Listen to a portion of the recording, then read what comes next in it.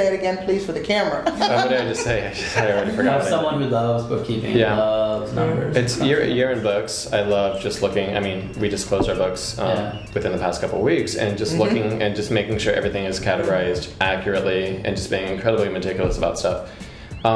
Because then you can really find out what your bottom dollar is, and you're like, okay, I spent way too much money in web advertising this past year. You know, and in print advertising, I didn't do anything with print advertising, what have you. And it's just really nice to kind of see where your money goes. And, you know, saying, all right, we need to cut down labor as always, you know, we need to increase this, we need to decrease that and stuff. And it's just nice to be able to see it on a piece of paper, because it's your guide, you know, it'll really help you so that you know, because if you're losing money left and right, you need to know you're losing money, because if you have no idea, you know, that your food cost is 45%, I mean, which would be insane, but it's like, totally, but you need to know if that's the case, you know. And it's really nice, because in that point, you're like, okay, well, let's increase our prices, or let's increase our volume, or do whatever we can do and stuff. When there's a need to make more money, you will find ways to make more money. Restaurants do plateau. You know, when you get into year 5 or so, year 5 is really kind of like, I mean, everyone kind of thinks it's like business will continue to increase after year 10 and what have you. It really does kind of plateau after a while. 5, 6, 7 for us have all been relatively consistent. With us, it's more fluctuant with caterings, special events. We do a lot of catering events and stuff. Because that's one of the questions I had. How do you create multiple streams of revenue?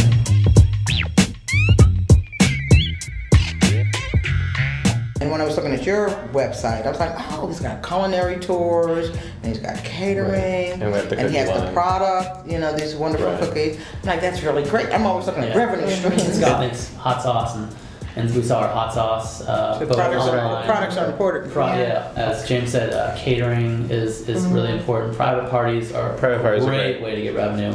You might get the same revenue as a regular Wednesday night, but costs are just minimal. So it's a great way to increase profits. And then, you know, with a small restaurant, you always got to be creative. And so I've started to do wine seminars now on all times, from 5:30 to 6:30 on Wednesdays, where no one will be in the restaurant. How did you start off with your line? Scott had some peppers going bad in the walk-in when we first opened. He's like, I'll make hot sauce. We'll use it for the staff. And then we're like, you know, our pretty good. Taking off. We're like, well, let's offer it to our brunch guests.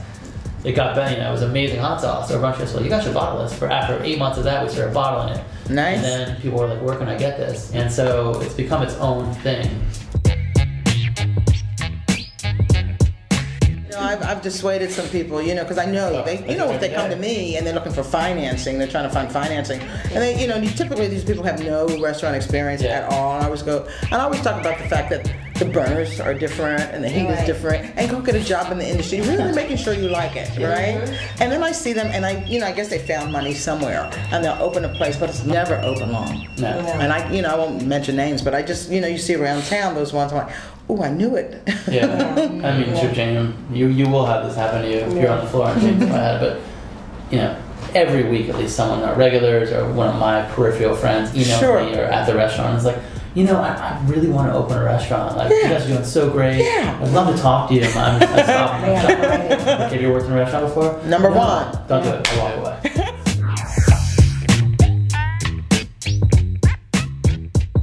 It's funny because I found my original business plan a couple weeks ago. And so I started rereading what, you know, my perspective from 10 years ago was, and who my competition was 10 years ago and everything. And it's really funny because the majority of all the competition that I had established 10 years ago, they're all closed. What do you think you did that has been the success of your longevity and those restaurants that have closed? I kept it small. We had an opportunity to open up a second restaurant in 2002 in Las Vegas. And the ego side of it would have been wonderful, but then I woke up one morning at 5 o'clock in the morning really saying to myself, I'm like, you don't need this isn't you. And we chose not to, and we chose to really monitor our growth internally, because then you can really control your growth. You're on top of your costs, you're on top of your inventory, you're on top of everything that you need to do, and you just churn what you have. So you're conscious of what's going on too, and I think that's important. Absolutely.